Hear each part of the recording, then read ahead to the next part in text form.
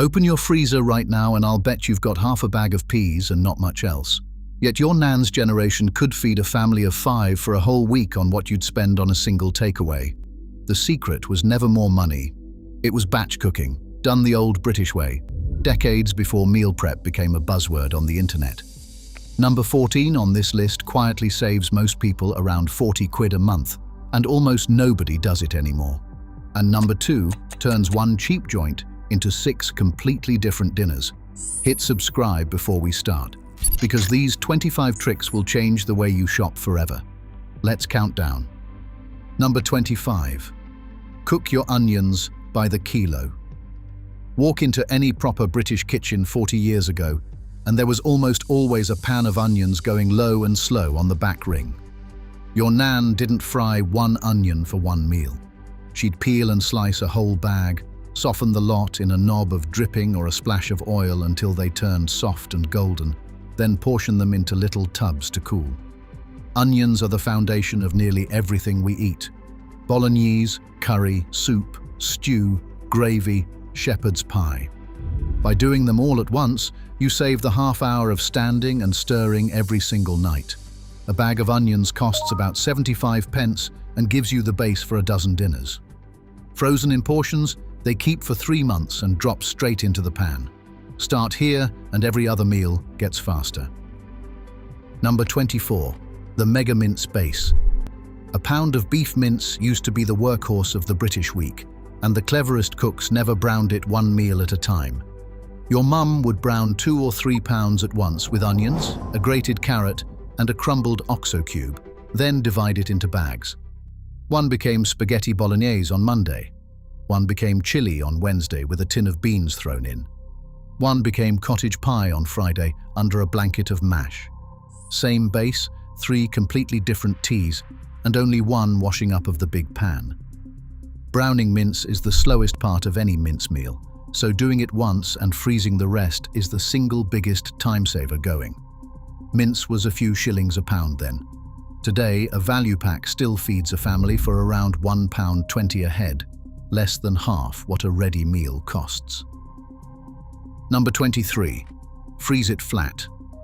This one sounds too simple to matter, but it changes everything. When your nan filled a freezer bag with stew or soup, she didn't stand it upright in a lumpy ball. She laid it flat on a tray, squeezed out the air, and froze it like a sheet of paper. Flat bags stacked like books, taking up a fraction of the space, and they defrost in minutes instead of hours because there's so much surface area. A chest freezer that looked full could actually hold twice as much. Round tubs waste space and take an age to thaw. A flat bag of bolognese will be ready to reheat before the pasta water's even boiled. No special kit, no cost. Just the difference between a freezer that's a junk drawer and one that's a working larder. Number 22. Boil your rice once and eat it all week. Rice is cheap as anything, about 40 pence for enough to feed a family, but it's fiddly to cook well every single night. So cook a whole pot at once. The trick your nan knew, and the one food safety folk are strict about, is to cool it fast. Spread the cooked rice on a cold tray so it drops below room temperature within an hour, then bag it flat and freeze. Reheated piping hot from frozen, it steams back to fluffy in 2 minutes in the pan or microwave. Egg fried rice on Tuesday, a curry bed on Thursday, stuffed peppers on the weekend. 1 pot, 3 meals, and you never stand over a steaming pan on a weeknight again. Just never leave cooked rice sitting warm on the side. Cool it quick, freeze it, and it's perfectly safe. Number 21. The mashed potato bank. First pattern break, and it's the humble spud that proves it. Most people think mash has to be made fresh, but your nan knew better. When potatoes were 10 a penny and the family ate them 6 nights a week, she'd boil a whole sack's worth, mash it with butter and a splash of warm milk, and freeze it in portions. The fat is what saves it. Plain mash goes watery in the freezer, but mash made rich with butter reheats creamy and smooth. It's the secret topping for an instant cottage pie, the side for bangers on a Tuesday, the base for fish cakes on a Friday. A bag of spuds costs under £1, and the bank of mash it makes lasts a fortnight. We pay £2.50 for a tub of fresh mash now, never realizing the freezer does the job for pennies. Number 20. Muffin tin stock cubes. Don't pour that chicken carcass in the bin. Your nan simmered the bones from the Sunday roast with an onion, a carrot, and a bay leaf for a couple of hours, then strained off a golden stock worth more than anything in a jar. Here's the clever part. She poured it into a muffin tin or an ice cube tray and froze it into perfect portions, popping them into a bag once solid. One frozen disc dropped into a pan was instant gravy, soup, or risotto base. A shop-bought carton of stock costs over £1 and tastes of salt. This costs nothing because the bones were free. And food scientists will tell you the gelatine that sets a homemade stock is exactly what gives sauces that glossy, lip-sticking richness no stock cube can fake. Bisto built an empire on us forgetting this. The bones were doing it for free all along. Number 19. One batter, all week. That jug of batter your mum whisked up wasn't just for Sunday. A simple mix of flour, eggs, and milk actually improves when it rests in the fridge. The flour relaxing and the bubbles settling, so a batch made on Sunday gives you Yorkshire puddings with the roast, toad in the hole on Monday, and pancakes for the kids on Tuesday. It keeps happily for 3 days covered in the fridge. Flour and eggs cost pennies, and a single batch stretches across 3 different meals without touching a packet. The Aunt Bessie's box in the freezer aisle is the same flour and egg you've already got, sold back to you at 4 times the price. Mix 1 jug at the weekend, and you've covered half the week's cooking before you've even started. Number 18. Grate it and freeze it. Cheddar was precious enough that nothing went to waste, and your nan had a trick for the block that was starting to sweat at the edges. She'd grate the whole lot in one go and tip it into a bag in the freezer. Grated cheese freezes beautifully because the small pieces don't clump, and it goes straight from frozen onto a jacket potato, a pasta bake, or a cheese on toast under the grill. No more half-used blocks going hard and waxy at the back of the fridge. A value block of cheddar costs around £2.50, and grated and frozen, it lasts months instead of going to waste in a week. The same goes for the heel of a loaf, whizzed into breadcrumbs and frozen for toppings.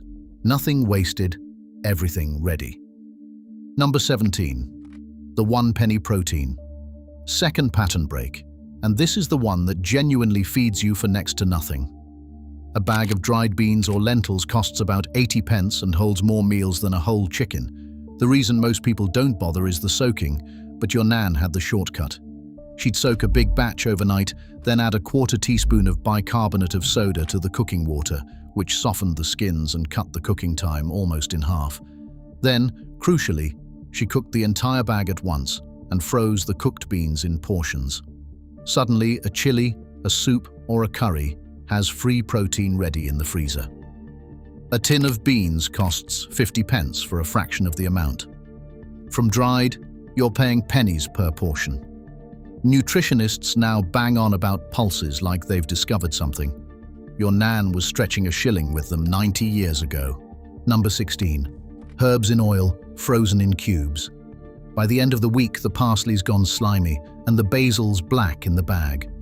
Your nan, who grew her herbs on the windowsill, never let a leaf go to waste. She'd chop the lot, pack it into an ice cube tray, top each one with olive oil or melted butter, and freeze. 1 herb cube dropped into a hot pan melts into instant flavor, and the oil seals the herbs so they keep their color and taste for months. It's the same trick the dripping jar was built on, fat-preserving flavor. A supermarket pot of fresh herbs costs £1 and you use 1/3 of it. Freeze the rest in cubes and you've got sofrito, garlic butter and herb oil ready whenever a meal needs lifting. Nothing wilts, nothing's binned. Number 15. Par-bake and freeze your bread. A loaf cost so little to make that wasting it was unthinkable, and your nan baked in batches. She'd make a double batch of rolls or dough, bake them most of the way until pale and just set, then cool and freeze. A few minutes in a hot oven finishes them off whenever you want them, and they come out smelling like the baker's, crust crackling. The same works for a tray of par-baked pizza bases or a batch of scones frozen raw on a tray. Why buy a part-baked baguette for £1 when your own batch costs pennies and tastes of actual bread? A hot oven and a damp tea towel will revive a frozen roll in 5 minutes flat. Bake once a month. Eat fresh bread every day. Number 14. The trick that kills the meal deal. Here's the 40 quid a month I promised. The single biggest leak in most people's budget is lunch. The meal deal or the canteen sandwich bought 5 days a week. Your nan never bought a dinner she could carry, and the batch cook answer is the Sunday lunch tin. While the oven's on for the roast anyway, she'd fill a tray with whatever was going, roasted veg, a tray of sausages, a batch of pasties, and portion it into tubs for the working week. A meal deal is around £4 now, so 5 a week is £20, near enough £85 a month. A batch of homemade lunches costs maybe a fiver for the whole week. That's £40 saved every month, easily, for an hour's cooking you were already doing with the oven hot. The freezer does the rest. Grab and go, just like a packed lunch, only better. Number 13. Marinate, then freeze. This one's pure cleverness, and it costs you nothing. When chicken thighs or cheap cuts came in, your nan didn't just freeze them plain. She'd portion them into bags with the marinade poured in, then freeze them then and there. As the meat freezes and later thaws, the marinade works its way deep into the fibers, so a curry or a fajita that's been sitting in the freezer comes out more tender and far more flavorful than one marinated on the day. You're doing the seasoning and the storing in one move. Thighs cost around £3 a kilo, the marinade is store-cupboard pennies, and a freezer full of ready seasoned meat means a proper dinner is just a defrost away. The bag does the work while it sits. That's the whole spirit of batch cooking, your past self feeding your future self. Number 12. The tray bake principle. Why dirty 4 pans when one tray will do? Your nan understood that the oven is the laziest, cheapest cook in the house once it's hot. Sausages, chopped potatoes, peppers, onions, and a drizzle of oil all go on one big tray and roast together while she got on with something else. The genius for batch cooking is to fill every shelf. While that tray roasts, another holds the week's veg. A third, the meat for 3 dinners. One blast of the oven, one wash-up, and a week of components ready to mix and match. Running an oven costs roughly the same whether it's a quarter full or stacked to the top, so an empty shelf is money burning. Fill it. The Sunday roast was always secretly a batch cook.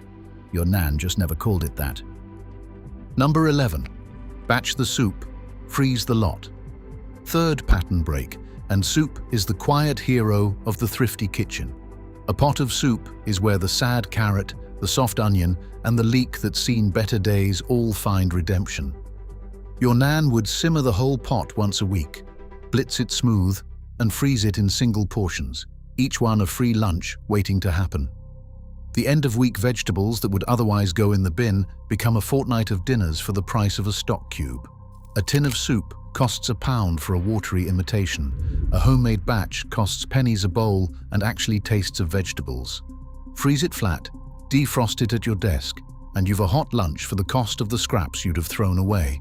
Nothing wasted, every penny stretched, exactly as it was meant to be. Number 10. The master curry sauce. When curry came to the British table, the savvy cook didn't start from scratch every time. She'd make one enormous pan of base sauce, onions, garlic, ginger, tomato, and spice cooked down soft, then freeze it in tubs. From that single base, a different curry every night. Add chicken for one, chickpeas for another, a tin of fish for a third, a handful of frozen veg for a fourth. The slow, smelly, time-consuming part is done once and frozen, so a curry on a Wednesday is 15 minutes, not 90. A jar of sauce costs around £1.80 for one meal. A homemade batch costs the same for 6. The takeaway down the road charges £9 a curry. Your freezer charges you about 70 pence. Master the base, and you'll never reach for a jar again. Number 9. The grated veg smuggle.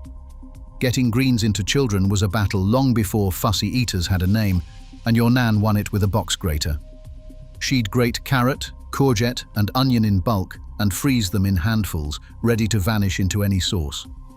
A spoonful melts into a bolognese or a curry, thickening it, sweetening it, and bulking it out so a pound of mince stretches to feed 6. It's the panada trick reborn, hidden goodness padding out expensive meat. The kids never spot it, the meal goes further, and the veg drawer never rots away unused. A bag of carrots is 60 pence, and grated and frozen, it disappears into a fortnight of dinners. Stretching the meat with hidden veg is how a working family ate well on a workman's wage. The grater did half the budgeting. Number 8. Egg muffins by the dozen. Breakfast was the meal most likely to be skipped or bought on the way to work, so the clever cook made it in advance. Your nan would whisk a dozen eggs, pour them into a muffin tin with bits of bacon, cheese and leftover veg, and bake a tray of little frittatas in one go. Cooled and kept in the fridge or freezer, they're a hot breakfast or a packed lunch with no morning effort at all. 6 eggs cost under £1, and the odds and ends are leftovers you'd otherwise bin. Reheated in seconds, they beat any breakfast bar or garage pastry, and they're packed with proper protein to see you through to lunch. 1 tin, 12 breakfasts. That's batch cooking at its simplest, and your future self thanks you every groggy morning. Number 7. Always cook 2, freeze 1. This isn't a recipe, it's a habit, and it's the one that changes your whole kitchen. Your nan never made a lasagna. She made 2. The effort of assembling one is nearly identical to assembling a second alongside it. But one goes in the oven tonight and one goes in the freezer for the night you're too tired to cook. Pies, casseroles, fish cakes, crumbles, all of them double with almost no extra work, just a little more in the pan. The night you'd have ordered a takeaway, you reach into the freezer instead and save 15 quid. Over a month, that one habit, double everything, fill the freezer, builds you a bank of ready dinners worth more than any subscription box. The work was the same. The second meal was nearly free. Number 6. Bulk the gravy. 4th pattern break, and it's the thing that ties every meal together. Good gravy takes time and a proper pan of meat juices, so making a thimbleful for one dinner is madness.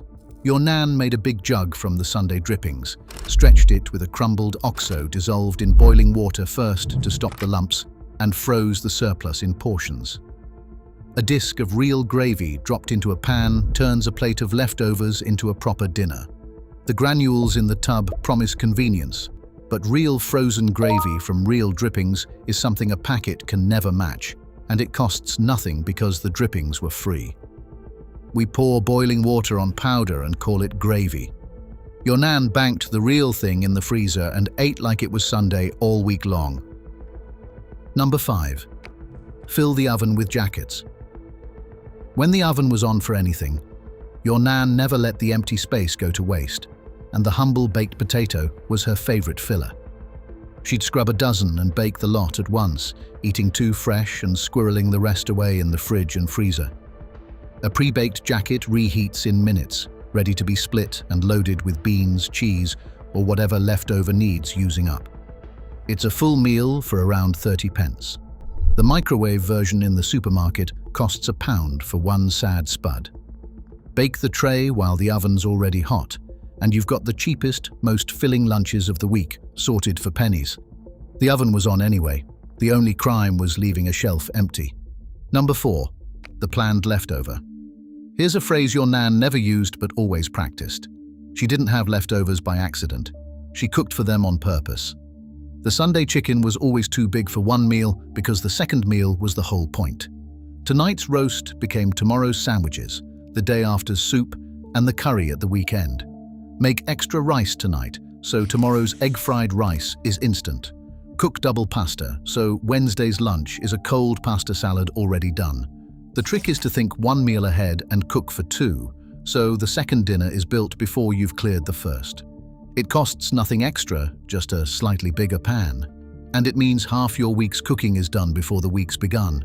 Cook once, eat twice, was never thrift by accident. It was a plan. Number 3. The freezer is a larder. We've forgotten the most basic batch cook trick of all, that the things we throw away never had to be wasted. Milk freezes. Pour a little off the top and it'll keep for weeks, defrosting fine for cooking and tea. Bread freezes, slice by slice, toasting straight from frozen so you never bin a stale loaf again. Butter freezes for months, cheese freezes grated, and that bunch of bananas going brown freezes whole for cakes and smoothies. Your nan's freezer wasn't a graveyard of forgotten bags. It was a working pantry that stopped a single penny going in the bin. The average household throws away around 60 pounds of food a month.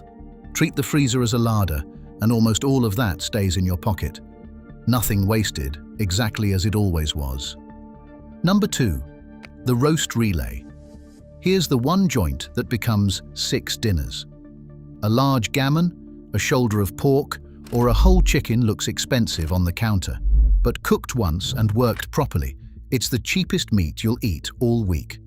Your nan would roast a big joint on Sunday and run it like a relay. Sunday, it's the roast dinner. Monday, it's cold cuts with bubble and squeak made from the leftover veg. Tuesday, the trimmings go into a pie. Wednesday, the last of the meat becomes a curry or a stir-fry. Thursday, the bones make a stock, and Friday, that stock makes a soup with the final scraps. One joint, around 8 pounds, feeding a family for the better part of a week, working out at well under £1 a head. The supermarket sells it sliced and packaged at 4 times the price. Buy it whole, run the relay, and waste nothing but the bone. And even that earns its keep in the stock pot. Number 1. The mother pot. And the single greatest batch cook trick of all, the one that ties everything on this list together, is the one big base that becomes everything. Your nan didn't cook 7 separate dinners. She cooked one enormous pot of foundation, softened onions, garlic, carrot, celery, and a tin of tomatoes, simmered down rich and deep, and from that single base, the whole week unfolded. A ladle plus mince and beans is a chili. A ladle plus stock is a soup. A ladle plus lentils is a stew, plus pasta a bake, plus spice a curry. The slow, smelly, time-consuming work, the chopping, the softening, the simmering, is done once on a Sunday afternoon, and every meal after that is 15 minutes of finishing. One pot, a couple of quid of vegetables, and a week of completely different dinners that never taste the same twice. This is the secret behind every trick we've counted down. Cook the hard part once. Let your past self feed your future self. That was the whole genius of the British kitchen, and it still works today. So here's my challenge. Pick just one of these this week. Make the mother pot on Sunday, or run the roast relay, or simply start doubling everything you cook and filling that freezer. Then come back and tell me how much you saved, because I promise it's more than you think. Your nan knew. Now you know too.